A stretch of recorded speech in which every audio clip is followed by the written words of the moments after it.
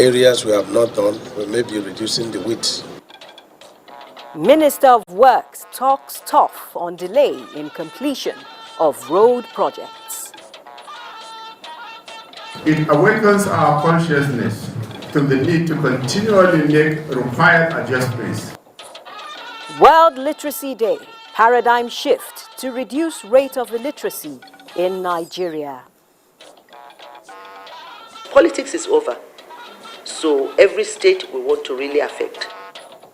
Renewed Hope initiative to reach out to more victims of crisis. Hello and welcome to the Network News on NTA. I'm Naja'atu Tijani. Joining me from Lagos is Adiola Komiakiri and Gabrielle Amunike from our Port Harcourt studios. This news is also always live on our website, nta.ng/live. Do give us a follow on all our social media handles displayed on the screen. The Vice President, Kashim Shettima, has arrived in Maiduguri, Borno State on a 2-day official working visit. The Vice President has already commenced work with the inauguration of some projects executed by Governor Babagana Zulum. The Vice President is also expected to launch the distribution of palliatives to the 6 northeastern states by the Northeast Development Commission on Saturday, 9th September. Linking Oyo and Ogun states with a bit of the focus is. Meanwhile, the House of Representatives ad hoc committee investigating the construction work of Ijebu-Ipo-Ita-Ibadan Road says it is determined to unravel the cause of the delay in executing the project within the stipulated period. The committee, during an investigative hearing, resolved to unravel the mystery by visiting the construction site to also confirm the level of work reported to be at 10% so far. National Assembly correspondent Abdullahi Aminu tells us more. The meeting here followed a complaint that drew the attention of the House of Representatives on the release of 1.3 billion out of 9.83 billion naira contract of Ijebu-Igbo-Ita-Ibadan Road linking Oyo and Ogun states with nothing significant to show on ground. The focus is on the allegations of failure by the construction company to fulfill its contractual obligations. Before this mobilization was duly paid, definitely so many things will have come in. We understand the inflation rate, even hyperinflation. The cost of cement was no longer the cost as of today. The basic materials, the reinforcement, and we've applied to the ministry that please let us look into this matter. Major concern by the committee is on the contract design without provision on the economic trees compensation and bureaucratic processes delaying the work. It is for all Nigerians, and that is why we are concerned. Members requested more documents from the Federal Ministry of Works and the construction company for further investigations on the Oyo-Ibadan Link Road. From the National Assembly, Abdullahi Aminu, NTA News. And still on works, the Minister of Works, Senator Dave Umahi, is threatening sanctions on contractors who have failed to complete awarded projects within the stipulated time. The former governor of Ebonyi State said this on inspecting completed and ongoing federal road projects in Abia State. Ifeoma Ndukoli reports. Federal road projects inspected by the minister include the 49.2-kilometer Umuahia-Ikotekpene Road, Mkporo Abreba-Ahafia Road, Bende Arochukwu-Ahafia Road, and the Enugu-Port Harcourt Road Section 2, among others. While expressing satisfaction with the extent of jobs done by some of the contractors, Senator Umahi admonished the other contractors for not living up to expectations and directed them to go back to the sites or face legal action. Even though the number of jobs, Senator, are not anything compared to other states, even in Southeast, but the little they gave us, the contractors have done very well. The Works Minister, who had earlier revealed his intention to review the increase in the cost of federal road contracts across Nigeria, advised the contractors handling the projects to try reconstructing the failed portions of the roads with concrete pavement for durability. For the areas we have not done, we may be reducing the width of the road and we use concrete.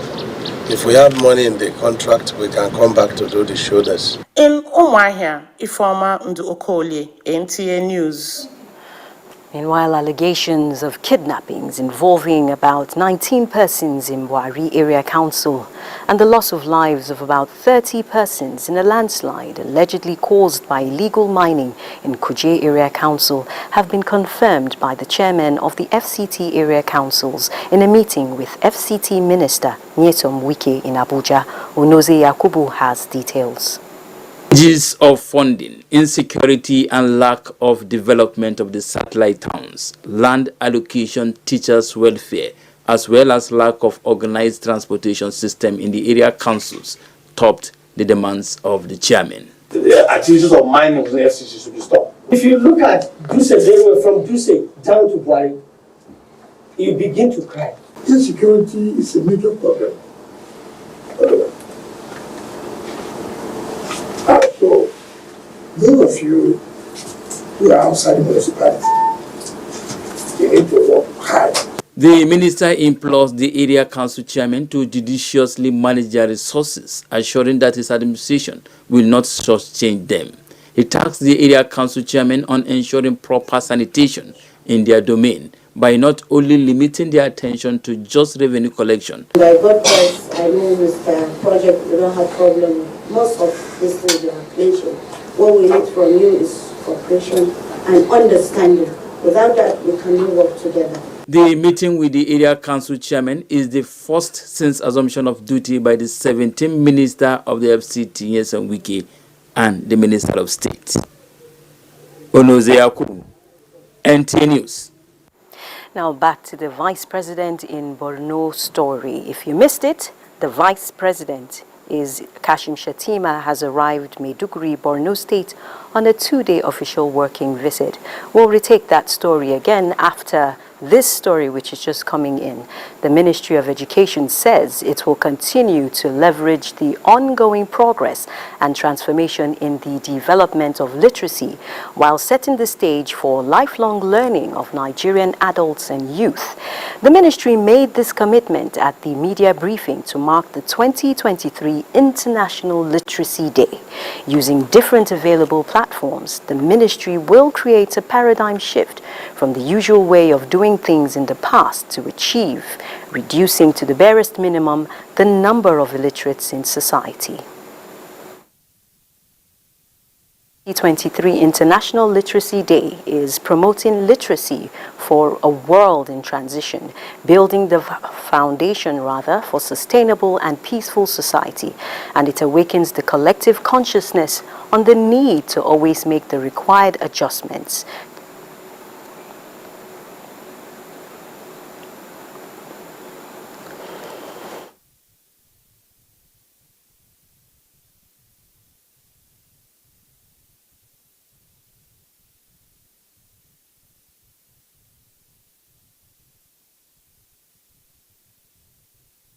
Specifically, it awakens our consciousness to the need to continually make required adjustments in our approach to education and literacy delivery with a view to meeting the current global trends and needs. International Literacy Day is observed annually on September 8th and highlights the essential role of literacy in the personal development and progress of the society. The Global Day, established by the United Nations Education, Scientific and Cultural Organization, UNESCO, serves as a reminder of the importance of literacy as a matter of dignity and human rights. Now, it seems apart from World Literacy Day, today is also World Technical Hitch Day at the NTA. We deeply apologize for that. And joining us live for an in-depth look at World Literacy Day is the Minister of State Education, Dr. Yusuf Tanko Sununu. You're welcome. Thank you. Now, what is the current level of illiteracy in Nigeria? Can you tell us? Well, the current level of literacy in Nigeria, one will just summarize by saying that we need to do a lot so that we can improve on our literacy rate. Currently, when you look at it, the situation varies from one part of the country to another. While the bottom line is usually from the north, and the highest level of literacy is found at the western part of the country, or the southern part generally, with the southwest has been the highest in terms of literary rate, with the value of almost getting to 90%, followed by the south. And then when you come down to the north, you find that the northeast is also had a lot of issues because they're hovering around 30 to 40%. So a lot of factors can contribute to this disparity. And also when you look at it on the gender aspect of it, you find that there is higher literacy rate among men compared to the female. All this can also be explained. But by and large, the major issue now that has tried to worsen the situation in the north is the issue of insurgency and banditry, most especially if you look at the northeast and then northwest of the country. Because a lot of schools are closed and a lot of people were displaced because of those two factors that I've mentioned. And also, if you look at it, the increasing level of poverty has also affected the literacy rate. But by and large, one would say that the ongoing effort that we are going to put in place will surely make the situation better in the next few years to come. Now, with this disparity in geopolitical zone and, of course, gender caused by numerous factors which you've outlined, could this mean that every year this day is marked in Nigeria without much improvement in addressing illiteracy? What does the ministry intend to do differently to drastically reduce the number, this number that has been outlined? This is a very important question. As you know, since we have assumed office, in the last 2 to 3 weeks, we have been receiving briefing from various stakeholders, and we look at issue so that we are now planning way forward, and most especially that has to do with literacy. We are going to do differently because most important in development is the political will. We are in government with a president that has the political will to make things better and to make Nigeria works and also to renew the hope of average Nigerian. We are going to leverage on that political will. And most especially, if you look at the 8-point agenda, the major issues that I said have also been affecting literacy in the country is about issue of security. And security top one of the 8 priorities of the President Tinubu's agenda that we are going to move forward. So our ability to see how we can work out the security issues will help in no small way in improving the access to education. And then we also look at it, we have a lot of parastatals in the ministry, and also within the ministry, they are working towards enhancing literacy in the country. But unfortunately, there is no alignment and lack of collaboration between those different agencies. And what we have tried now is to see how we can make them to align and then collaborate so that we avoid duplication and we have a common goal of achieving our decision. And then the other issue is also, just of recent, you know that there are other organizations that have also been created as parastatal. When you look at the newly established commission that we are working hard to ensure that it's a start operation so that it can be fully operationalized. That is the Agency for National Al-Majri and out-of-school children. Now that you've mentioned Al-Majri and out-of-school children, there's this bone of contention, about illiteracy itself. Is it, when we talk about illiteracy, is it in English language or in all Nigerian languages? When you look at about it, you can't say because somebody cannot read in English language is illiterate. You understand? But you cannot say it's an illiterate. Because there are other countries that are developed, but they cannot speak English. You go to China, you go to Italy, and many other countries. They are guided, even if you go to Cuba now. Cuba is almost 98% as far as literacy level is concerned. But most of them will not speak, don't speak English. And that's why if you also look at our national policy of education, especially in early childhood care and development in education, we have tried to emphasize that instruction should be given. Children should be taught at that early age in their mother tongue, so that at least they can have a very good comprehension and then develop the skill to open up their mind so that they have the ability to think abstractly so that they can develop themselves in the skill in the near future.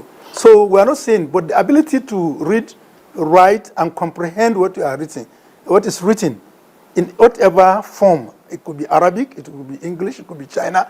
All these are literacy can be used to assess one's literacy. But what we are seeing is actually is the fact that we need collective responsibility. If we didn't do something, then we cannot salvage the situation. We are trying now to see with the Almajiri commissions and out-of-school children, how are we going to return and reduce the number of about 10.6 million children that we have out of school. And I think it's doable because there is a political will. And then the other that indeed is what Nigerians are expecting. I'm afraid I have to cut you there because we have to take some messages. I've been speaking with the Minister of State Education, Dr. Yusuf Tanko Sununu, on World Literacy Day and the issues which concern Nigeria, especially out-of-school children and the question of literacy in language. It's time for a break. Stay tuned. This is the network news on NTA. Vice President Kashim Shettima has arrived Maiduguri, Borno State on a 2-day official working visit. The Vice President has already commenced work with the inauguration of some projects executed by Governor Babagana Zulum. The Vice President is also expected to launch the distribution of palliatives to the 6 northeastern states by the Northeast Development Commission on Saturday, 9th September. 500 families affected by violent conflict in Mangu Plateau State are to receive 1 million naira each. 1 million naira courtesy of the Renewed Hope Initiative. The donation is to support the rebuilding of their homes destroyed during the conflict. Nigeria's First Lady and National Chairman of the initiative, Oluremi Tinubu, made this known during a meeting with wives of ministers in the villa. State House correspondent Adeni Taiwo reports. On your mandate, Bola, on your mandate, we shall stand. That is the mood when members of the Ministers' Wives Forum, led by a wife of the Minister of State for Petroleum, Oil, Susan Enekin Lopobiri, called on Nigeria's First Lady, Oluremi Tinubu, in the State House to congratulate her on the recent victory of her husband, President Bola Tinubu, at the Presidential Elections Petitions Tribunal. They were also there to pledge their support for our pet project.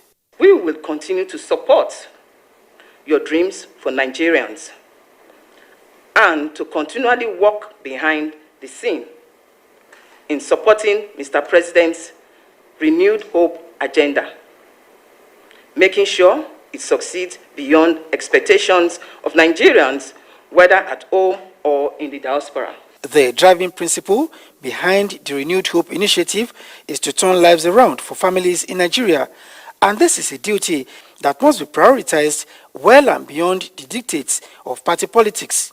Politics is over, so every state we want to really affect. We want to go in there because it's our state. Nigeria belongs to all of us. So when we want to begin politics, everybody will go back to their own tent.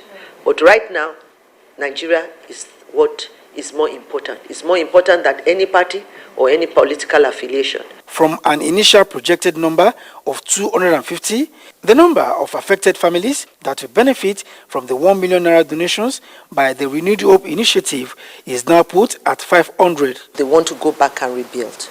They want roofing sheets, nails, planks, and things to rebuild. So we thought, 1 million is justifiable enough from us. So we are appealing to other Nigerians to help. While urging female spouses of office holders to gear up to support their husbands in their assigned tasks, The First Lady says her office is planning a capacity building workshop on protocol and security to aid their delivery.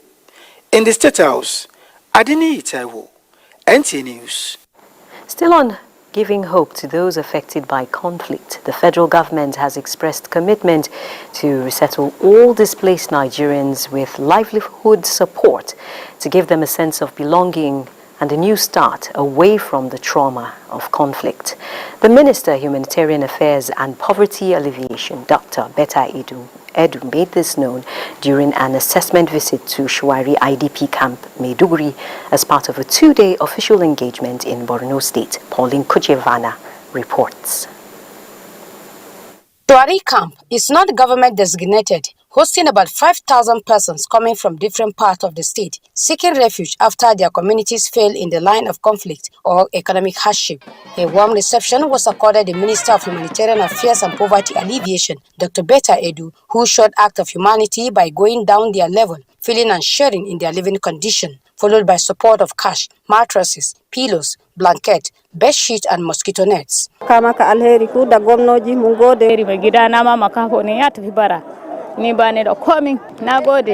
According to the minister, though the set camp is not captured in the state government register, the people therein will be captured in the social register, conditional cash transfer and other programs of the federal government in collaboration with Borno state government. Would quickly begin the verification and then numbering and allocation of persons who are in this place so that our programs can directly cover them. Dr. Betta Edu also expressed concern with shelter interventions by development partners for the vulnerable people in the state and urged them to step up effort in that regard.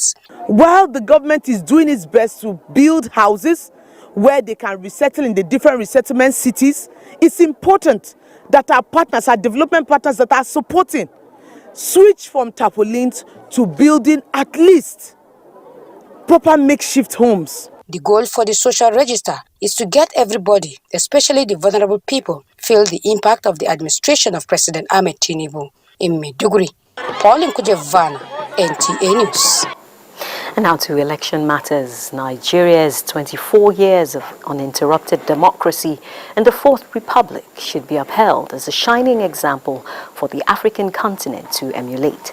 The national coordinator of the new Partnership for Africa's Development, Princess Gloria Akobundu, gave the advice at a symposium on the 2023 elections monitoring and observation in Abuja. Mayor Ogidi reports. 2023, a year with huge electoral history. INEC declared results, tribunals declaring judgments, and NEPAD presenting its observations with the security agencies. From the peer reviews carried out and with institutional knowledge so far, the Nigerian NEPAD coordinator, Princess Gloria Akomodo, says Nigeria's 24 years democratization journey in the Fourth Republic places the country on a positive exemplary list. This cycle of election will mark 24 years of unbroken democracy, which is very, very good for our nation. I've never seen any country that military governed and they were able to build their country. It's also the reason why we should please encourage democratic process to enable us realize the Nigeria we all want. Documents containing joint institutional reports on the 2023 elections from different security agencies give signal that Nigeria electoral journey is on course, but the speed will be faster if continuous sensitization of voters in terms of telling them the short-term, the medium-term, and the long-term effects of selling their votes. For us in NYC, it's a thing of joy for us because we did not lose any one of them. Every person returned. Democracy is a process and not a project, and there is no politics in the policies of INEC. What is missing is more citizens' participation in the process. The participants here admitted. Mayor Ogidi, NTA News. The All Progressives Congress Professional Forum has urged Nigerians to respect the decision of the Presidential Election Petition Court, affirming President Bola Ahmed Tinubu's victory in the February 25, 2023 general election. Abubakar Akwanga reports. They are professionals across different fields, and their judgments are always guided by quality decisions.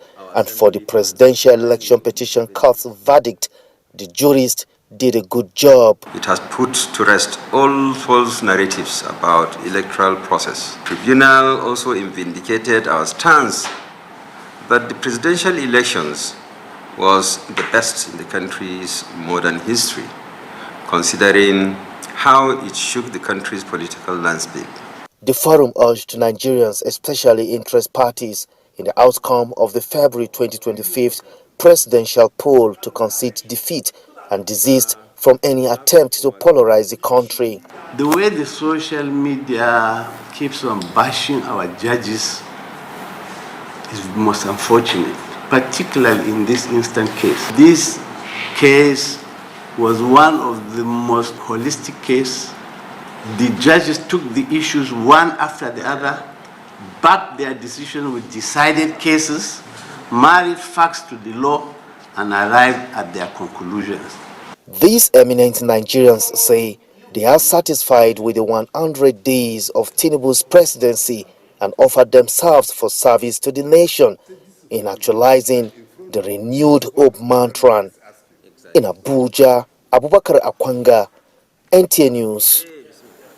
Lekki Ports LFTZ, that's Free Trade Zone Enterprise Limited, has inaugurated a state-of-the-art scanning facility to fast-track examination and evacuation of containers from Lekki Port. The world-class facility was inaugurated by the Customs Area Controller, Lagos Free Zone Command, Dorothy Omogbehin.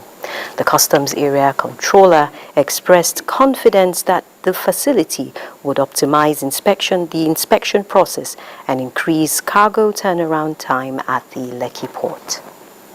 Hope that we will not have delays again, and we will also have so many containers examined at the same time. The Managing Director, Chief Executive Officer Du Rogang, noted that the facility would also enhance ease of doing business, facilitate trade, prevent port congestion, and boost revenue generation. Rogang attributed the progress recorded in the operations of container terminal at the Lekki Port and other milestones. The port congestions boost the revenue generation to the government, especially for the national security. It's an amazing step forward. This 47 hectares terminal is a brand new terminal, big machines. Now we are about finalizing this automation system by commissioning those two scanning machines. And this is what... Rogang explained that the drive-through inspection system of the scanning facility adopts dual energy X-ray imaging technology to detect organic, inorganic, and mixed materials marked with specific colors to help identify contraband and dangerous goods concealed among cargo. The Lekki multipurpose deep-sea port is one of the most modern ports supporting trade across Nigeria and the entire West African region. LPLEL is a joint venture enterprise owned by foreign promoters, Lekki Port Investment Holdings Incorporated, Lagos State Government, and the federal government. Adiola is standing by with more reports from our Lagos zone. Thank you, Najatu. Mindful of the threats that accompany increase in the volume of trade towards the end of the year, the Federal Operations Unit Zone A of the Nigeria Customs Service is increasing tactical awareness in order to separate smuggling activities from legitimate business.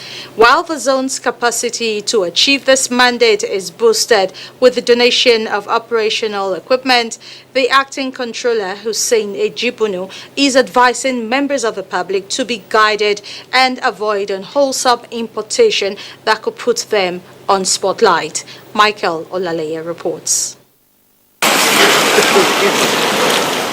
Picking up its bow and arrow in continuation of its anti-smuggling operations, in which 91 seizures were recorded and 12 suspects arrested, the Federal Operations Unit Zone A says there seems to be an increase in unwholesome imports due to the seizing.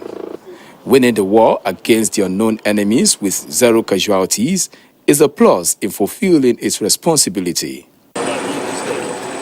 The challenge, therefore, is accessing creeks and remote areas during the rainy season to evacuate proceeds from smuggling activities. And with this donation by the Acting Controller General of Customs, the tide is about to change. We do have some sympathizers who on their own will bring out their trucks. Okay, just fuel this in, we can assist you to evacuate this.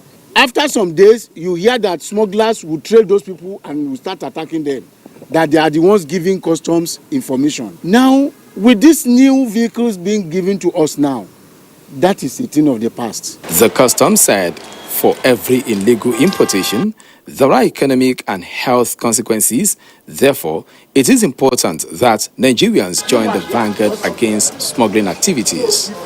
A smuggler has a reason for doing certain things. There is no any other thing other than commercial gain. They don't want to pay government. It is highly unpatriotic for someone to choose to pay duty of whatever he is importing to the other country there and refuse to pay to his own country. Within the month of August, goods with duty-paid value of 813 million naira were intercepted in addition to raising demand notices in the region of 81 million naira. In Lagos, Michael Olaleye, NTA News. Youths on the verge of leaving the country have been assured of a renewed Nigeria of their dreams, which can only be achieved through resilience and hard work. While support from the private sector is crucial in achieving this, organizations like the Sally Mbanefo Foundation is set to impact over 1 million youths in the next 4 years. This was reiterated by the founder, who was the former Director General, Nigerian Tourism Development Corporation, NTDC, Sally Mbanefo in Lagos. Amaka Owo reports.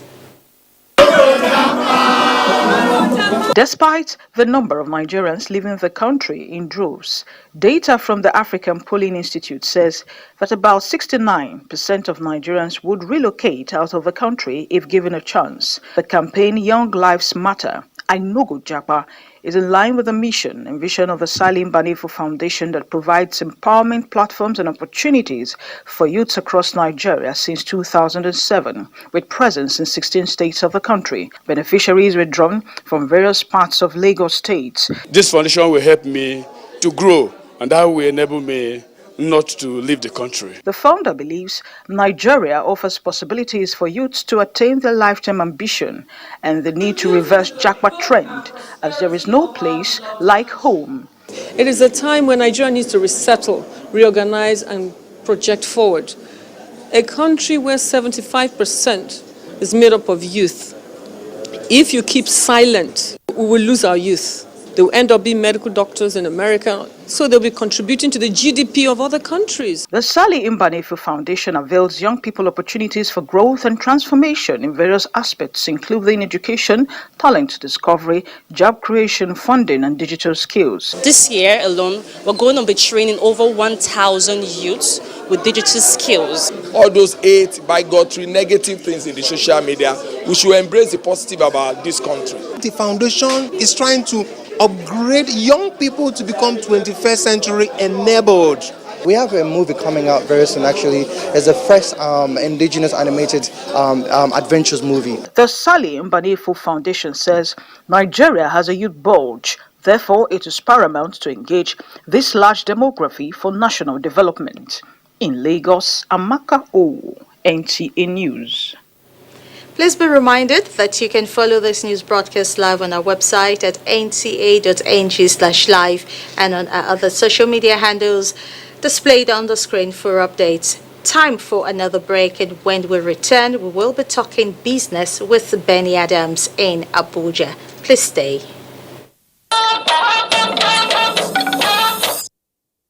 Good to know you're still here. And to business now, as President Bola Ahmed Tinubu secures investment worth more than $14 billion in new investment pledges at the Nigeria-India Economic Roundtable, investment experts and business experts speak on Nigeria's readiness in receiving $8 billion in fertilizer production, $3 billion in steel, and $1.6 billion in 20 100 megawatts power generation plants, among others.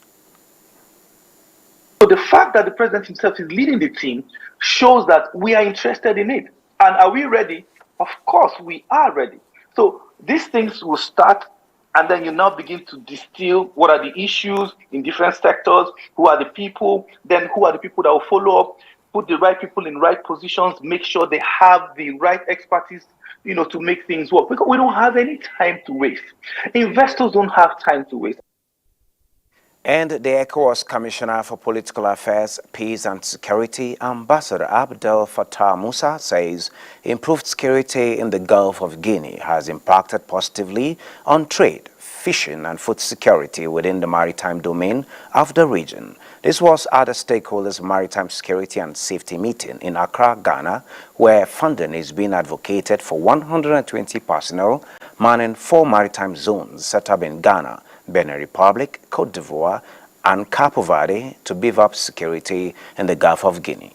The 6,000-kilometer coastline borders 12 countries and had in 2022 recorded an estimated annual loss of $1.9 billion. Meanwhile, improved security in the Niger Delta region has led to Nigeria recording improved crude oil and condensate production to 1.67 million barrels per day. That was last week, compared to less than 1 million barrels per day about a year ago. And figures from actual data confirmed by NNPCL CEO talking about Ameli Kari, the Director General of Nigeria Maritime Administration and Safety Agency NIMASA. Bashir Jamo is of the view that these numbers can go up with better collaboration in ensuring security and safety of the nation's waterways. In the last 2 years is to make sure that we address the issue of the piracy and other crimes in our own waters. Now, the next stage is now to see the harmonizations of our system between NIMASA and the NNPC through the interface of Falcon Eye owned by the Nigerian Navy and the C4I owned by NIMASA. So in so doing, we'll be able to address the issue of this oil theft. Taking a look at markets, Nigeria's equities market closed the last trading day of the week in positive territory, with all share index of 68,143.34 basis points. At the end of today's trading session on the floor of the exchange, a total volume of 483.4 million shares and 6,660 deals valued at 8.34 billion naira were traded. Market capitalization wrapped up the week at 37.2 trillion naira. Well, that is business news. Network news continues with Gabriela in Port Harcourt. Gabriela, take it away from here.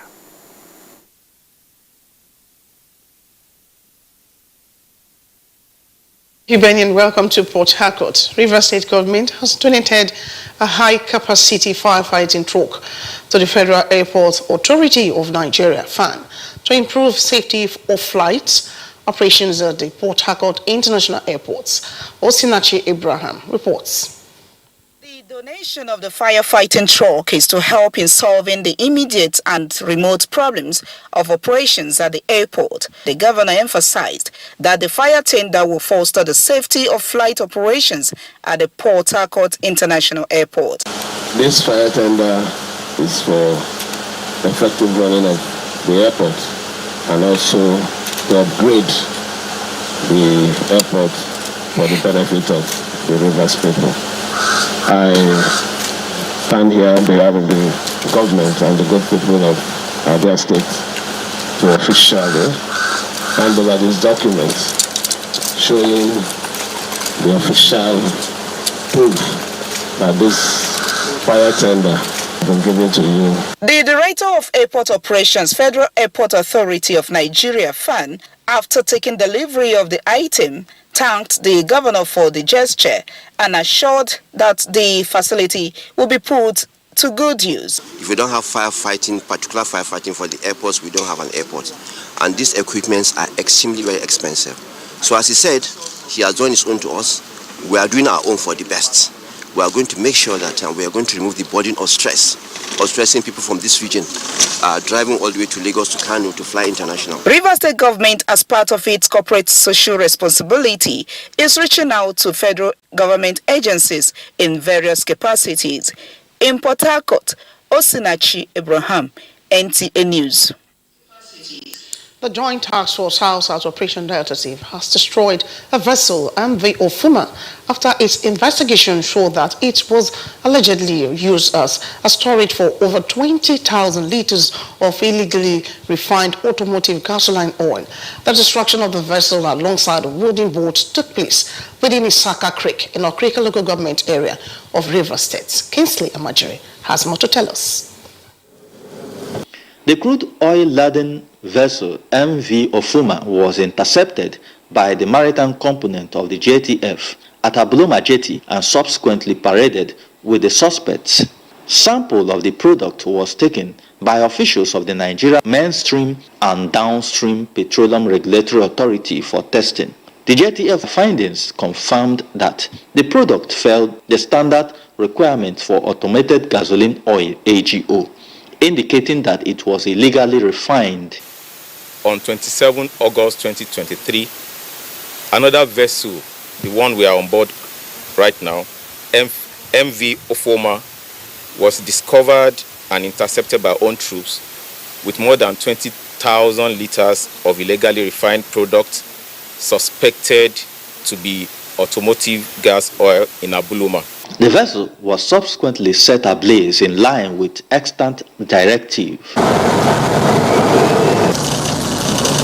The JTF wants criminal elements to desist from their nefarious acts in joining the public to support the operation with useful information. The destruction of MV Ofuma comes after the JTF carried out the destruction of MV Cecilia for similar offense a couple of weeks back. In Port Harcourt, Kingsley Amajiri, NTA News. And that's the size of a package from here. It's now back to Najatu in Abuja.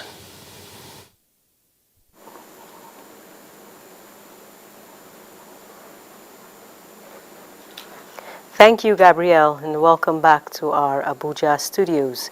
The renewed hope agenda of the federal government sufficiently captures the relevance of sports in reducing poverty, boosting employment, and bridging generational gaps via social inclusion in all segments of the country.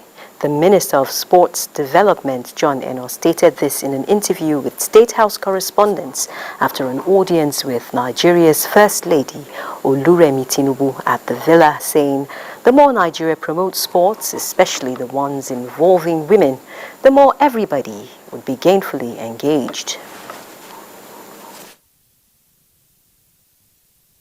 You know, in terms of social inclusion, in terms of sports, and that our female national team has more than proved that they are more than capable, and it gives us a direction to promote sports, female sports, you know, not just football, and that as we try to, you know, encourage and, you know, lay emphasis on grassroots development of our sports, we're not just going to do so with the male folk alone. We're going to also make sure that women and the females are also included. Sympathizers are trooping to the residence of the late chairman, National Working Committee of Jibwis, Sheikh Abubakar Giro Argungu in Kebbi. Many of them describe him as a man who served Almighty Allah diligently. Abubakar reports. People from all walks of life, home and abroad, are still trooping to the residence of late Sheikh Abubakar Giro Argungu. They include Kebbi State Deputy Governor Umar Abubakar Tafida, among others. They describe his death as a great loss to the country and the Muslim ulama. So always ready to assist people, you know, in terms of improving their well-being and also improving, you know, their knowledge for them to know how to serve their God. The loss of Malam is not only a loss to his family, it's equally not only a loss to the community, but a loss to the whole nation and society. Members of his family are grateful to God that he has left them good legacies. Sheikh Abubakar Giro has so many qualities, exemplary qualities. We pray Allah subhanahu wa ta'ala to give him internal peace. Late Sheikh Giro, who died at the age of 61, was a great healer in Islam and Nigeria. From Argungu, Abubakar, NTA News. And from Argungu, we head to another state where the 3-day Fidel prayer for the late matriarch Iyafin Munirat Adedoyin Oladuni Adeniyi has been held at her residence in Ishedo, Orongu. Aged 110 years, late Mrs. Munirat Adeniyi was a trader and businesswoman, well-known community leader, as well as leader of the youth when she was young. She survived by children, grandchildren, as well as great-grandchildren, among whom are Adekunle Adeniyi, former director, Center for Management Development, and Mr. Kayode Adeniyi, assistant director news, Nigerian Television Authority. May Allah grant Mama Al-Jannat Firdaus. That concludes the network news on NTA. Thanks for watching.